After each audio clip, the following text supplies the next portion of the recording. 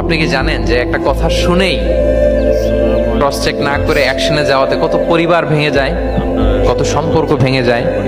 আমাদের মধ্যে প্রবণতা আছে। আপনার ছেলের ব্যাপারে একজন একটা কথা বললো, এসে ছেলের মারপিট, জিজ্ঞেস করেন না এটা। আপনার মেয়ের ব্যাপারে একজন এসে একটা বাজে কথা বলছে, এসেই আপনি মেয়ের সাথে খারাপ আচরণ। আপনার ওয়াইফের ব্যাপারে একজন বললো আর কি, যে ভাই আপনি এখানে, ভাবিকে তো দেখলাম ওইখানে আরেকজনের সাথে, আপনি এসেই আপনার স্ত্রীর উপর চড়াও অথবা গায়ে হাত তুললেন। তো হতে পারে যে ওই ভদ্রলোক অন্য কোনো মহিলাকে দেখেছে যে দেখতে আপনার স্ত্রীর মতো, এরকম হতে পারে কি পারে না বলেন?